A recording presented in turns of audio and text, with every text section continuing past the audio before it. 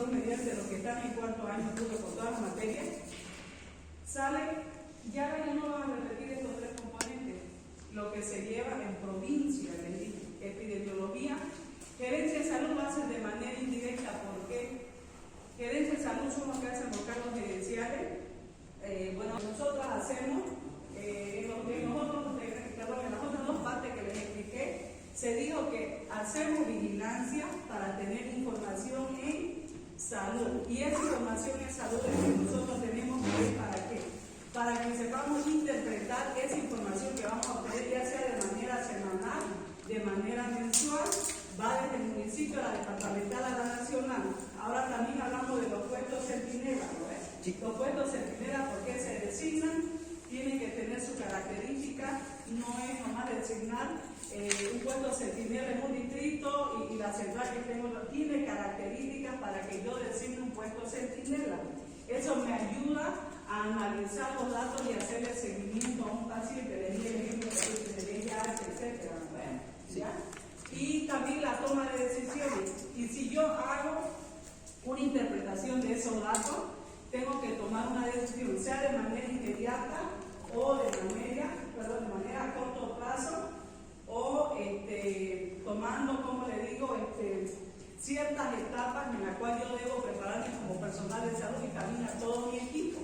Ahora, al tener esa toma de decisiones, yo tengo que hacer en lo posterior la difusión de la información, ¿ya? En lo posterior vamos a ir desarrollando. Ahora, en este capítulo, como primer punto, la interpretación. La interpretación de los hallazgos del análisis sirve para generar la hipótesis de todas las tomas a considerar en una serie de posibles explicaciones, ya sean estas alternativas, cuando yo interpreto, analizo datos estadísticos, porque todas estas interpretaciones es en base a datos estadísticos, no son datos que yo me puedo inventar. Por eso es que yo les decía, cuando vayan a un centro de salud, saquen datos estadísticos reales, no se engañen, porque no van a aprender, y si van a aprender es por el momento. A mí no me gusta que por los nervios quizás lo aprendan en el momento, que le va a servir para el dato sí, pero después no van a tener esa noción de tener la memoria a largo plazo, ¿ya? Cuando yo interpreto, aquí interfiere ciertos factores. De estos factores tenemos lo siguiente: el aumento de la población. Yo tengo que saber, cuando analice los datos, si esa población que se mantuvo en el momento del estudio se mantiene o se aumentó. ¿Por qué aumentó? Sabemos que generalmente en ciertas etapas, circunstancias, migra la población, ¿no ves? De un departamento a otro, o de un municipio se viene a la zona urbana, o por ciertas características de alguna enfermedad que yo tenga, por ejemplo, presión alta, algunas personas se van a vivir a otro municipio, ¿no ves? Eso también influye. Tengo que analizar el aumento, la migración, la introducción de nuevos métodos diagnósticos.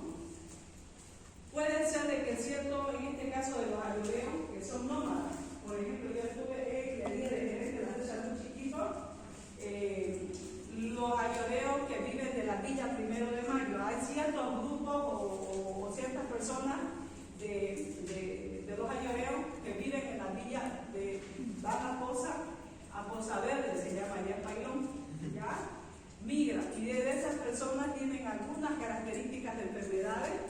Han habido casos así de decirles con SIDA, y van y contagian, infectan a otra persona y vuelven otra vez a la ciudad, y eso de los que están en Pailón, en Poza Verde, se van a otro municipio, y así van a San Julián, y así van migrando. A eso se refiere.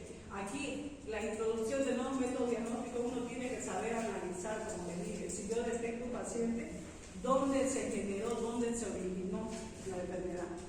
Ahora, el mejoramiento de los sistemas de notificación. Cada año, cada cierto tiempo, el Ministerio de Salud notifica ciertos puntos en su formulario de notificación. Cada enfermedad, cada patología en epidemiología tiene sus fichas epidemiológicas. Les dije en la pared, ahí en la proyección, que en la página del Ministerio de Salud hay diferentes tipos de formularios de fichas de notificación. Si es de hantavirus, si es de Chaga, si es de dengue, etc. Hay una infinidad de acuerdo a los programas de salud. Ahora, el cambio en la definición de caso. Hay ciertos momentos desde la OMS, cuando dan los lineamientos, yo como país no puedo cambiar la definición o la concepción de una patología, que es la poliomielitis, la meningitis, el Chagas, ya está definido o qué es la salud. Por ejemplo, para la OMS, que es la salud del completo mental, físico, social, etc., nosotros como bolivianos no podemos cambiar de manera arbitraria esa definición, ya está. Pero cuando se dan los cambios, como pasó con el COVID era por estas características de coronavirus, ahora han ido mutando, ¿no? Entonces la clínica ha ido cambiando también, a eso se refiere. El cambio en la definición de los casos, más clarito el COVID-19 actualmente, ¿no? La aparición de nuevos y efectivos tratamientos, lo mismo también para el COVID. Nadie sabía al inicio cuál era el tratamiento, se automedicaba, la medicina tradicional, medicina alternativa, la medicina, la común, la que conocemos, la que viene en la farmacia, las recetas, etcétera, ¿no? Ahora, la posibilidad de problemas con la validez de los datos de vigilancia por subregistro. Yo si hago un registro en una planilla en unos libros que se llaman el SNIS, Sistema Nacional de Información de Salud, le dije, si vamos al internet, a la página del Ministerio, Sistema Nacional de Vigilancia Epidemiológica del Ministerio, ¿ya? Ahora, yo hago un registro en esos libros, ingreso al sistema, yo no puedo hacer otro subregistro, no me puedo inventar, o sea, no puedo hacer un registro paralelo, tiene que ser un solo registro. Si yo trabajo en el Distrito 1, trabajo aquí en esta V, en el Centro Perpetuo Socorro Willy de Maipe, ese personal hace un registro, lo consolida, manda a la coordinación de la red centro. La red centro lo consolida de todos los establecimientos de su jurisdicción. Eso va a la departamental al sede, del sede va a la nacional. Yo les mostré cuadritos cómo va subiendo en cierto tipo de calendario de fecha. No es cuando yo diga lo voy a mandar el otro mes, o lo mando el 15 o el 20, no. Hay fechas establecidas en las cuales el personal de salud consolida y envía donde corresponde. Ahora, esto debe, ¿para qué sirve? O sea, ¿para qué nos ayuda? Esto debe de guiar el grado y extensión de las recomendaciones de acción dirigidas al control del problema, como también la necesidad de analizar estudios epidemiológicos específicos. Cuando ya yo voy haciendo esos datos, voy analizando, voy consolidando, voy enviando lo que corresponde, yo tengo que tomar acción. Está pasando con el caso de la gripe. Vieron, yo creo en estos días en la tele, la poliomielitis, ¿no? El CEDES está incentivando a que las mamás lleven a los niños al centro. Como no han estado yendo, ¿qué está haciendo el epidemiólogo en el CEDES? Está haciendo de que su equipo técnico vaya a los establecimientos de cada unidad educativa a vacunar. Si no vienen al centro, no acuden, yo veo la necesidad que puede haber un incremento. Yo tengo que buscar otra alternativa, de ir a buscar a los pacientitos donde al colegio, ¿ya? O lo mismo también cuando la gente no sale a vacunar o no busca su establecimiento próximo para la gripe, tengo que armar puestos en un mercado, tengo que ir a la plaza, buscar otras alternativas, otras estrategias, ¿ya? Ahora, esta última parte es bien teórico, explica la parte más importante de vigilancia epidemiológica, ¿ya? De todo lo que vimos anteriormente, aquí ya está resumido en este capítulo lo que es la vigilancia. Existen variaciones en el comportamiento de la enfermedad, ¿no? Cuando a mí me diagnostican una enfermedad, es impredecible, ¿no ven? Por ejemplo, yo empiezo con ciertos síntomas, con fiebre, dependiendo cuál es el diagnóstico, ¿no? Empiezo con ciertos síntomas, me empiezan a medicar y yo voy evolucionando. Hay algunos pacientes que evolucionan con un buen pronóstico, como otros se van complicando, ¿ya? A eso se refiere. Que son detectadas en el análisis, de las cuales hay variaciones aparentes y variaciones reales. Las aparentes, ¿qué quiere decir? Las aparentes se dan cuando hay factores que no reflejan el real comportamiento de la enfermedad. Yo puedo pensar, por ejemplo, al inicio de que ese paciente con cierto tratamiento cierta terapia si lo interno va a evolucionar de buena manera, ¿no? Como también si en otros pacientes evolucionan de diferente manera. Ahora, ¿en esto qué influye? Aquí la duplicación en este caso está hablando de registro, ¿ya? Por ejemplo, si yo tengo en un establecimiento de salud, un pabellón de medicina interna, unos 20 pacientes con el mismo diagnóstico, ¿ya? Yo tengo que hacer un registro exhaustivo, exacto de esos pacientes que tienen ese diagnóstico. No puedo dar un diagnóstico presuntivo. Si yo hago una duplicidad de que, a ver, durante sus 10 días de internación, 20 días de internación, no puedo estar con un diagnóstico presuntivo. Parecía que era neumonía, no, parecía que era tuberculosis, o es tuberculosis o es neumonía, así, ¿ya? No puedo hacer una duplicación de información, no puedo hacer otro registro paralelo del cual yo puedo hasta eso no dar una información fidedigna. Por eso habla de aparente, de una hipótesis, una suposición. Cambiar la definición de caso, ¿ve? O es neumonía o es tuberculosis, o es otro tipo de patología, el COVID, etcétera, ¿no? Ahora, no estandarizar definiciones de caso, ¿ya? Evidentemente está en una sala de medicina interna, pero pueden ser con los síntomas respiratorios. Unos pueden evolucionar a COVID, otros pueden evolucionar a neumonía, otros a TB, etc. ¿Ya? Aquí la subnotificación de casos, como le dije, yo cuando hago si es un paciente de TB, tengo que notificar, porque si es reciente el diagnóstico de TB, yo tengo que iniciar el tratamiento. Son 6 meses, cuando abandono el tratamiento son 8 meses. ¿Ya? Yo tengo que hacer notificar al paciente, notificar a la familia y dar parte al programa de tuberculosis. ¿Por qué? Porque se tiene que hacer seguimiento a que tome todos los días. Ahora, en las variaciones hablamos de variaciones reales. Esto lo han visto en estadística, ¿ya? Son variaciones reales, ¿por qué? Porque varían y son reales. Cuando hablamos de epidemia, de pandemia, de endemia, casos esporádicos y brotes, estas 5 diferencias tienen que manejarlo bien porque ya lo llevaron en estadística. Ahora, estas 5 definiciones que varían, esto que nos permite planificar, programar acciones para modificar todos estos factores.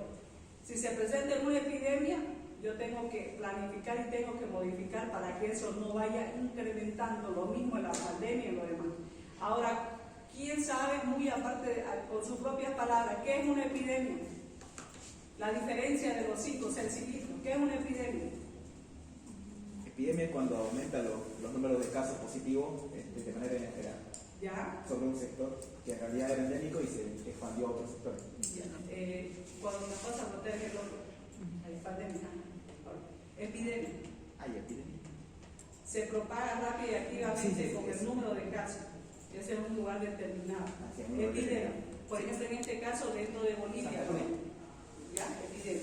Pandemia cuando se extiende a todos el continente. Eso, ya la diferencia. Ahora, la endemia es un solo sector geográfico. Ahí falta uno, pero no lo menciona en el texto. Sindemia. ¿Qué es sindemia? Eso sí, no sé. Es una combinación. ¿Ya? Sindemia. Pero eso no lo quise yo porque un poquito se va a confundir, pero el texto no lo menciona. Hay también una variación real que es la sindemia. A ver, busca ahí sindemia para que vean la diferencia cuando habla de patología. Sindemia, con ese. Sindemia. Dice que es una concentración de 2 o más epidemias o brotes de enfermedad en una población. Eso es la combinación, ¿ya? Eso es sindemia. No lo puse para que no se confunda, pero sí se debería de mencionar ahí. Por ejemplo, doctora, sería pues una de la epidemia de la ¿cómo se llama? De la influencia y del dengue, los dos juntos. Eso, ¿eh? Es lo que estaba, a ver, estamos en mayo, ¿no? Estábamos más o menos en marzo, abril, con esa susceptibilidad departamental de que se han incrementado los casos de la gripe y también se estaban dando casos por los mosquitos de dengue. Eso es la sindemia. ¿Ya? Un ejemplo, ¿ya? Ahora, ¿qué son los casos esporádicos? ¿Qué se da? De manera clara. No llegan a esparcirse. Es de manera, o sea, como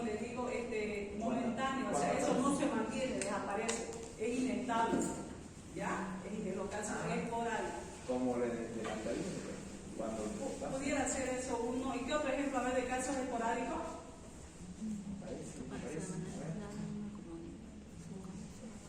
Se refiere a enfermedades que ya están curadas, digamos, y Habla de la varicela, la viruela, ¿no? Hay en el colegio un cierto grupo de un curso, cuando un niño se enferma, que la profesora prefiere que no vaya porque lo puede contagiar a otro compañerito, y son casos esporádicos.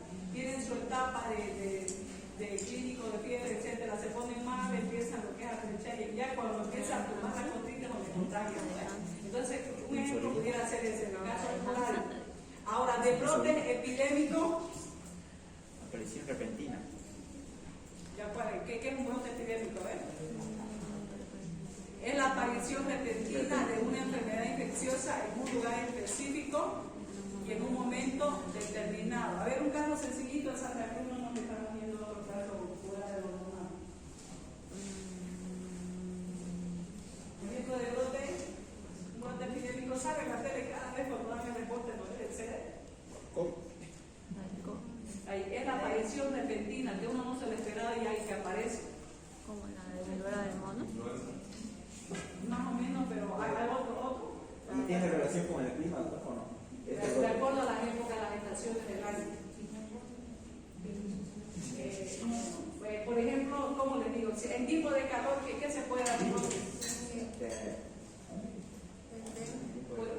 No tanto. A ver, en tiempo de frío, lo más facilito. Muerte epidémica. Aparición repentina. ¿Los resfríos? ¿Los resfríos? Gripe, Los eso. resfríos. Otro repentino. Los resfríos. También, otro caso también que pudiera ser un brote epidémico relacionado con la gripe.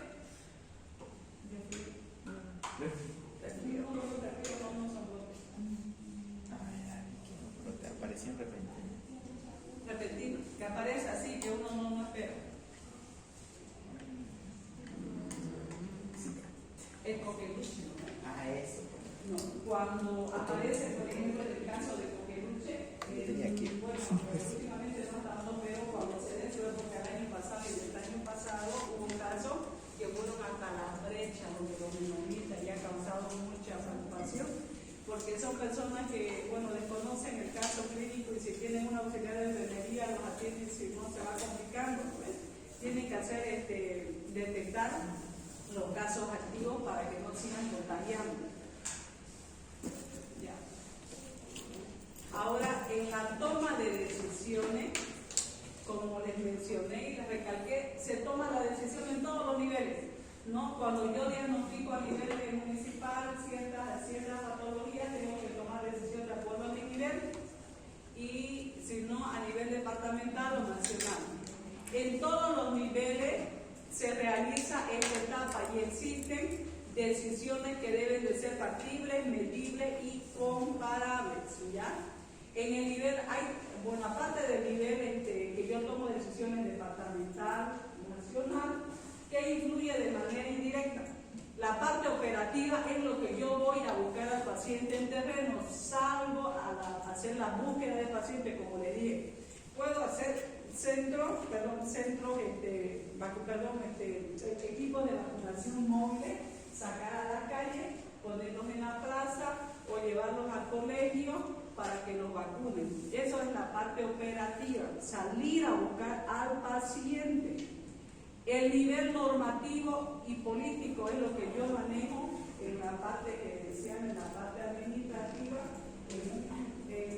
En este caso, si es el sede, en oficina, ¿no? Hago el cumplimiento de las normas. Y si es el director de un centro u hospital, a eso se refiere cuando yo tomo decisiones. Aquí tengo que manejar al 100% la parte normativa, hacer respetar, y la parte política. No significa, la parte política estamos hablando del más extremo, no. ¿Qué hace cuando hacemos salud? Tenemos que hacer, ¿qué hacemos en salud nosotros? Políticas en salud, ¿no? Sí. Al hacer políticas en salud, tenemos que hacer la promoción a través de diferentes medios de difusión, etcétera, ¿no? Ahora, las principales acciones que se deben de tomar en salud, ¿qué son? Está la planificación y después está la investigación. En la planificación, que cuando yo hago, ¿qué es lo que estoy haciendo? Como les menciono, hago promoción, prevención, control, como también hago la eliminación y puedo hacer la erradicación de la enfermedad. Ahora, cuando yo menciono planificar, ¿qué es planificar? A ver con sus propias palabras. Hemos repetido varias veces. ¿Qué es planificar? Elaborar. Elaborar un plan. ¿Qué dijo planificar? Elaborar un plan para poder dar la información a la... Planificar es momentáneo, o es en el momento, o planificar es cuando yo tomo decisiones y eso me va a servir para tomar una acción. Planificar. En vigilancia se debe de tomar decisiones prioritarias, asignar recursos, elaboración, ejecución de planes y evaluación. Planificar significa, no es improvisar, eso quiero que se quede en su memoria, no significa improvisar, porque cuando yo le di la primera clase, me acuerdo bien, le dije en salud, cuando íbamos hablando que es epidemiología, daño de la salud, enfermedad, etcétera, así fuimos avanzando, yo tengo que hacer mi POA, le dije, ¿no? ¿Se acuerdan que le dije que en un trimestre como personal de salud, si yo veo que en mi establecimiento de salud hay muchos pacientes diagnosticados con hipertensión, con pilitis, ERA con deshidratación, IRA con neumonía, etcétera, yo no voy a pedir otra cosa, pura dexametasona, diclofenaco, y cuando vayan los pacientes, ¿qué les voy a recetar? ¿No ven? Entonces yo lo que voy a hacer es planificar. Cuando yo tengo mi diagnóstico establecido, trabajo en equipo con mi personal, dirección, la supervisora, farmacia y mi equipo. Por eso se llama el equipo de salud dentro de un establecimiento. Con esto yo planifico, voy a tomar previsiones y también a la vez en mi POA anual, cuando yo pido al municipio los recursos, por eso es que cuando uno descarga medicamentos con ciertas hojitas, dependiendo si es de la seguridad social, si es del SUS, si es de un establecimiento, tienen diferentes formas de hacer los descargos. Se llaman prestaciones, ¿ya? Ahí se pone el diagnóstico, se pone el código y etcétera. Ahí eso tiene un precio, pero cuando hablamos del seguro, del SUS, etcétera, de las cajas, ¿no? Con eso se saca un cierto monto y el documento se pide la devolución. Y con esa devolución ya yo voy planificando para volver a pedir. Quizás en la gestión anterior hubo más diagnósticos con lo que les mencioné y en el último trimestre se están presentando otros casos y ya yo voy tomando previsiones para planificar, para modificar mi solicitud de medicamentos de acuerdo a mi diagnóstico del año, del trimestre, etcétera. Yo tengo que analizar. Los programas de intervención están orientados a promoción, prevención y control. Cuando hablamos de promoción, está centrada en que se pone acento en determinantes de salud, como también en los determinantes sociales de los mismos. Son factores de riesgo, en este caso de lactancia materna. Cuando nacen los niños, yo tengo que hacer promoción en la salud, por ejemplo, en la maternidad. Nacen los niños, yo tengo que incentivar a la mamá a que le dé su pecho. ¿Ya? Eso se llama promoción, promocionar que lo mejor en un niño es la lactancia materna, un ejemplo sencillo de promoción. Ahora, cuando hablamos de prevención, se refiere al control de las enfermedades poniendo énfasis en los factores de riesgo y poblaciones de riesgo. Por ejemplo, en este caso, cuando yo lo vacuno a los pacientes contra la influenza, estoy haciendo una prevención de que se me enfermen más, o sea, aparezcan más pacientes, más personas enfermas. Ahora, cuando hablo de control, ¿a qué se refiere? A buscar, identificar y tratar a los enfermos y portadores a través de la detección, diagnóstico, notificación, tratamiento y seguimiento. En este caso, sencillo, cuando hablo yo de control, por ejemplo, si va un niño menor de 5 años, en ciertas etapas de menores de 5 años, van de manera mensual hasta cumplir su añito. ¿Por qué? Porque aparte que se le hace el control de peso y talla a ese niño, de acuerdo a su edad, también le van haciendo seguimiento a sus nutrientes, ¿no ven? Para que no le dé anemia, si está bien alimentado, etcétera, ¿no? Sí. Si tiene, de acuerdo a su edad, el peso exacto y también la talla, como también el control de otros vectores, no solamente de dengue y de otros vectores, puede ser de cuál, de Chagas también, ¿no ves? Ahora, cuando hablamos de eliminación es aquella en el cual no existe caso de enfermedad, o sea que no tiene que existir. En este caso, bueno, han habido ciertas patologías que se han eliminado, que no se han diagnosticado más, pero hay unas susceptibilidades, por eso de que están ahora, en este mes, en estas semanas, incentivando a que se vacunen los niños contra la poliomielitis y la fiebre amarilla, que esto ya fue erradicado en el año 1942. Están tomando sus previsiones para que no se presenten esos casos. Ahora, erradicar, ¿qué es erradicar? Es aquella en la cual no solamente se han eliminado los casos, sino también las causas de la enfermedad. En este caso se menciona, hubo en esos años, por ejemplo, en la última vez que se mencionó en el año 80 fue la erradicación de la viruela. ¿Alguien sabe más o menos la historia de la viruela, de la erradicación? ¿Se acuerda?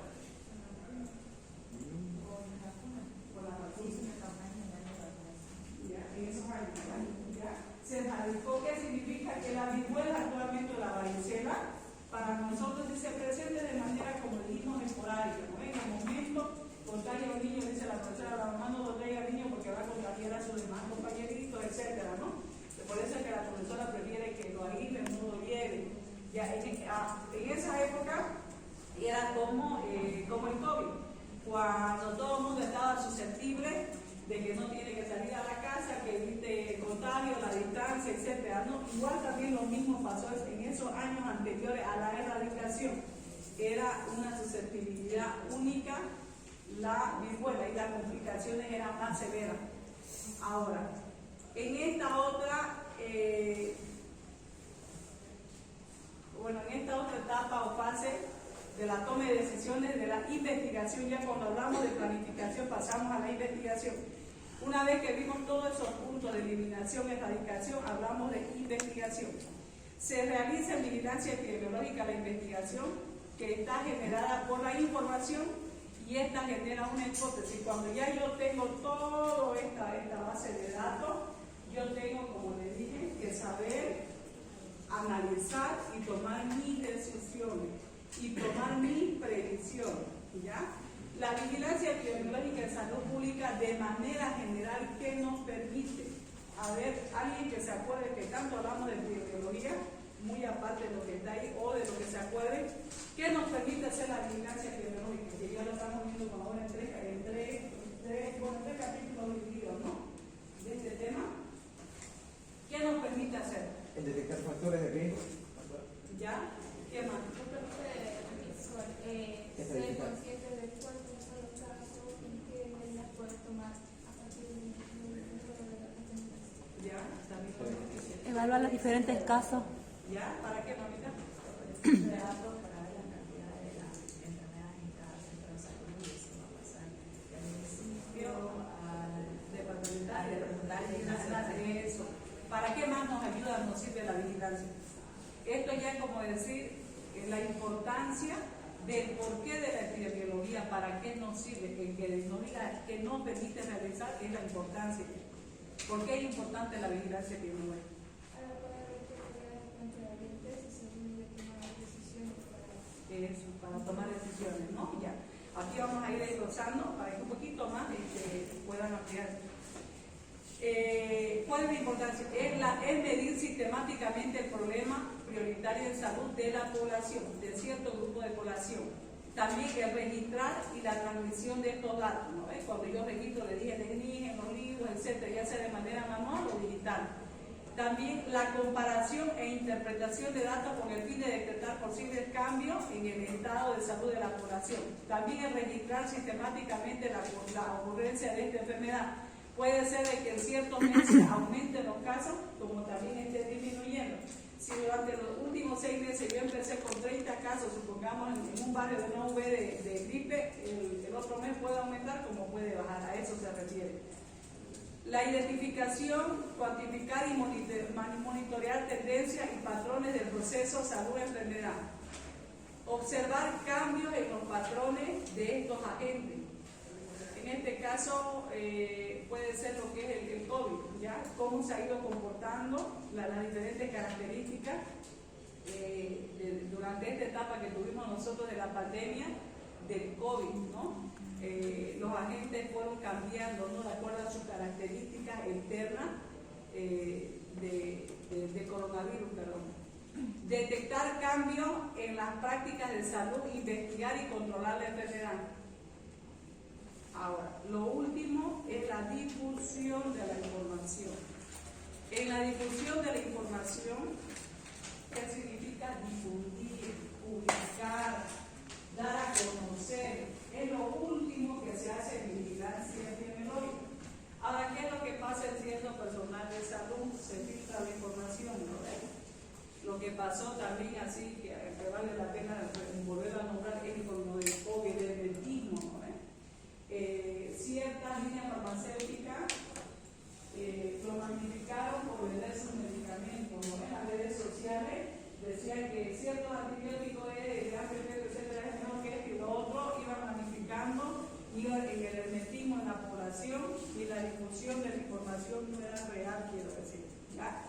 Entonces, cuando nosotros hagamos difusión como personal de salud consciente, tenemos que ser responsables, porque esta información en salud es determinante. Si yo voy a difundir un documento, tiene que ser real, no, ¿cómo le digo?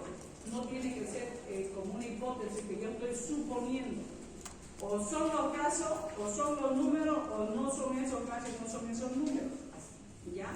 La difusión periódica de la información que resulte del análisis e interpretación de estos datos recolectados y las medidas de control tomadas que constituyen una de las etapas cruciales, como le dije.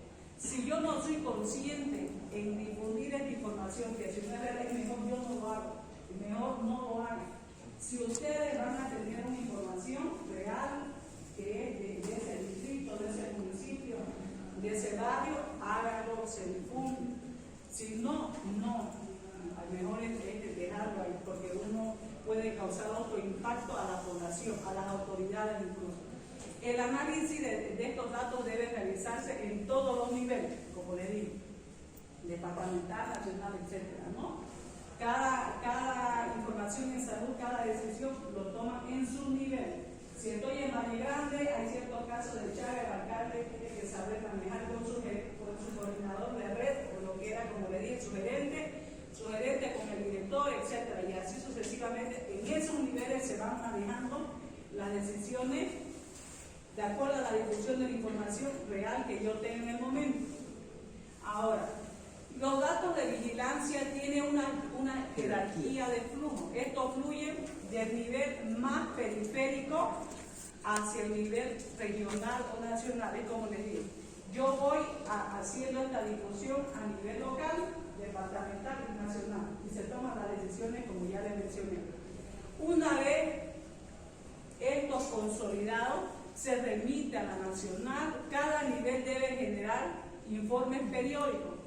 ¿Qué significa? De manera semanal, mensual, trimestral, semestral y anual, en estos 5 puntos. ¿Ya? Cada nivel genera esta información periódica con datos de vigilancia dirigidos al anterior. ¿Qué significa?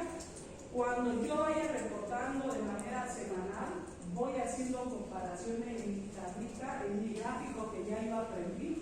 Si de manera semanal yo grafico cierta patología, durante el mes yo tengo que hacer comparaciones. Si hago mi tabla, tengo que saber analizar. ¿Para qué? Para saber reportar. ¿Ya? Ahora, a la vez esto se hace en las instituciones y las autoridades políticas, o sea, las autoridades tienen que tomar decisiones de acuerdo a su nivel. Ahora, este proceso de retorno de información, que se llama retroalimentación del sistema de vigilancia, es acumulativa. El personal de salud genera estos datos y puede recibir información en todos los niveles. ¿Qué significa? Si yo analizo aquí en Santa Cruz y mando los datos a la nacional, yo que le di el caso de VIH. Si el paciente vivía en Santa Cruz, viajó a San Luis, conoció a una persona aquí y esa persona lo contaminó de SIDA, ya pueden haber varios casos similares a los míos en diferentes distritos. Yo a ese paciente tengo que hacerle seguimiento, cuál era su residencia actual, de dónde migró, y yo tengo que trasladar esa información. Si actualmente vive en la Bush, en el distrito 1, yo tengo que verificar dónde la casa, por eso también ahí se aplica lo que es el puesto centinela. Cuando yo dije que tengo que pedir ayuda al centro más próximo, pero que tenga las características. Yo voy a su casa, hago la encuesta y le tengo que preguntar dónde vivía el anterior mes, el anterior semestre, etc. Si él dice, yo vivía en San Julián hace 6 meses, pero viví toda mi vida en La Paz, tengo que llegar pues hasta La Paz de información y pasar como personal de salud, doy a la gerencia, al sede departamental y el sede al otro sede que es a La Paz. A eso se refiere la retroalimentación del sistema de vigilancia. Es acumulativa. Va allá La Paz la información, allá también tienen que tomar sus decisiones.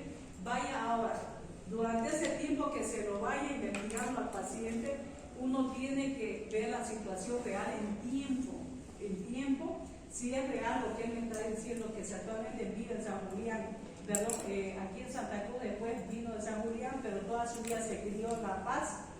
Yo tengo que tener esa información real, ¿para qué? Para que allá también se tomen otras decisiones, ¿ya? Porque por ahí también venía ya de años, porque saben que si a la manifestación clínica no es que se contagia, etc. Ahora va a empezar con los síntomas, que los hongos, va a empezar a perder peso, va a estar flaquito, etc., macaco, diarrea, etc. No es la sintomatología que se va a presentar en el momento, ¿ya? Entonces esto es acumulativo, tiene que ir uno analizando y también pasando la información. Y hay otra cosa, que cuando se hace el diagnóstico para un paciente de VIH, yo no le puedo en el establecimiento hacer que le saquen sangre sin que él tenga conocimiento del paciente. Nosotros tenemos que dar una autorización, un consentimiento informado de autorizar a que me hagan esos análisis, porque son especiales, ¿ya? Y también hay un artículo en el Código Penal, aquella persona que propagar, inventar, etc., también tiene cárcel. A eso me refiero, ¿ya? Que es un diagnóstico, una patología especial de que uno tiene que ser consciente, por eso se indaga, se investiga esta patología, este diagnóstico a detalle, porque también es sancionado por ley. Evidentemente la GENSIDA tiene su ley, pero también hay una ley que también es sancionada, que se lo puede sancionar, ¿ya? Ahora, al hacer todo esto, lo que yo les mencioné, la retroalimentación, el sistema de vigilancia se fortalece. ¿Qué significa? Que el trabajo se está realizando de la mejor manera, se está aplicando las herramientas, todos los lineamientos, todos los conductos, como debe de ser, como les expliqué, cómo llegamos hasta la nacional de reporte, o también de allá, si este paciente se detecta, se indaga, ya se concluyó de que dónde vivía, cuánto tiempo, dónde se crió, si es la información real, vuelve al municipio, al departamento de Santa Cruz, qué acciones, aparte de lo que ya se realizó, debe de realizar el departamento de Santa Cruz. No solo en ese caso se ven varios casos de VIH. El programa de VIH en Santa Cruz está en la Isabela Católica por la Ramán, se llama CEDIR, ¿ya? Es un programa departamental, ¿ya? Como le digo, bonito lo que es tecnología de salud pública, hay varios programas, pero de VIH está en la Ramán. El propósito final de la difusión de información de la vigilancia en salud se desarrolla con esto, que es la capacidad resolutiva del equipo local. Yo ya tomé mi decisión a mi nivel, reporté donde tenía que reportar y se tomaron las decisiones de acuerdo a los niveles. Permite evaluar esto, su propia contribución al desarrollo de las acciones de control. Ahora, todos estos instrumentos que nosotros vimos de difusión de la información son variados. Como les dije, ¿cómo lo podemos hacer? Pero yo tengo que ser consciente de qué voy a publicar, qué voy a informar, qué voy a reportar. Como les dije, tengo que tener datos estadísticos reales. ¿Dónde lo puedo yo publicar? En los boletines periódicos, en las revistas, publicaciones científicas, reuniones, en la prensa. En la prensa a diario van a ver el Servicio Departamental de Salud que sale el doctor Doña Jiménez, el epidemiólogo ahora. Sale en la tele, está saliendo el doctor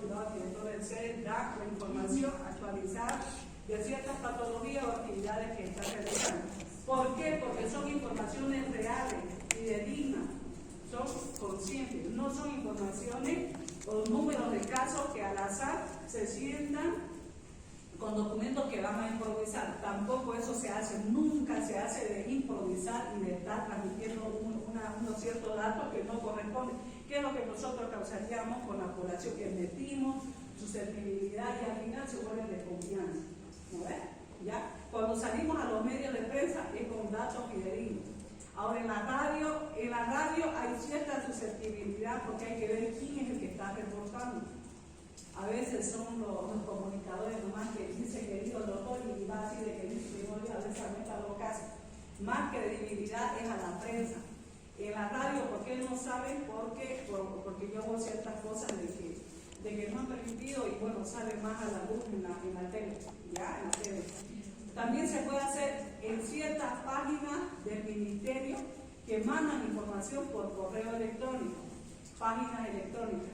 Las redes locales de salud que hacen la diseminación de un boletín epidemiológico en vigilancia en salud pública. ¿Ya?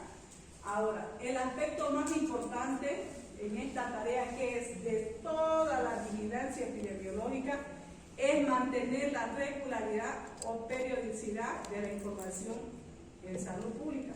¿Qué significa? Que yo tengo que ser, cuando habla de periodicidad hablamos de tiempo, yo tengo que respetar los tiempos. Si del establecimiento de salud me dicen cada 5 de cada mes usted me tiene que pasar los datos, el estadístico tiene que pasar cada 5, no es cuando él quiera. ¿Por qué? Porque también hay plazos a nivel departamental para que llegue a la nacional. ¿Ya? Ahora, los elementos que se deben de tomar en cuenta para la estructura del sistema de vigilancia de epidemiología que sea efectivo. ¿Qué tiene que ser? Simple, flexible, tiene que ser de manera oportuna, tiene que haber una aceptabilidad, representatividad y un valor predictivo positivo. Todas estas etapas son procesos que tienen que ser continuos, dinámicos y permanentes, no son estáticos. Los datos estadísticos no son estáticos, son dinámicos, van cambiando, así como aumentan, van disminuyendo, a eso se refiere, ¿ya?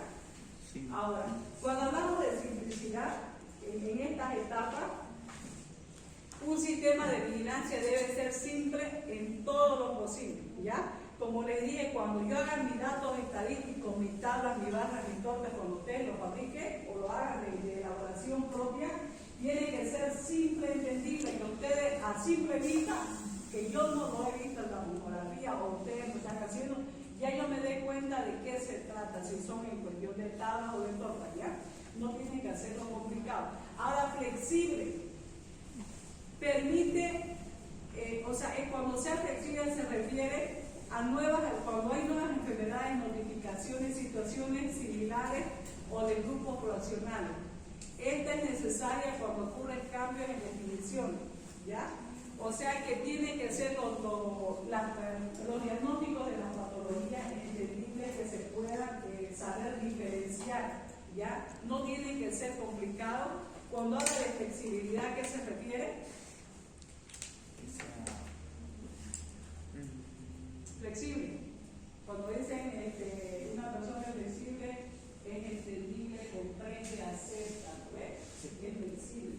Lo mismo, los diagnósticos de las patologías tienen que ser flexibles, entendibles, diferenciables. A eso se refiere, ¿ya? Ahora, cuando hablamos de oportunidad, tiene que aquí aplicarse la disponibilidad de los datos del sistema de vigilancia a tiempo para realizar la intervención. O sea, yo tengo que tomar una acción, una medida oportuna y a tiempo. Por ejemplo, en el caso del COVID, vieron cómo fue el confinamiento, cómo las familias se quedaron en la casa cierto tiempo, se tomaron acciones y medidas oportunas. Como también se decía, pueden salir a hacer sus compras de manera semanal, pero manteniendo la distancia, etcétera, ¿no? Ahora, la aceptabilidad refleja la voluntad de los individuos y las organizaciones para participar en el sistema, o sea, que tiene que ser aceptable, ya que tiene que ser confiable, o sea, que tiene que ser creíble, ¿ya?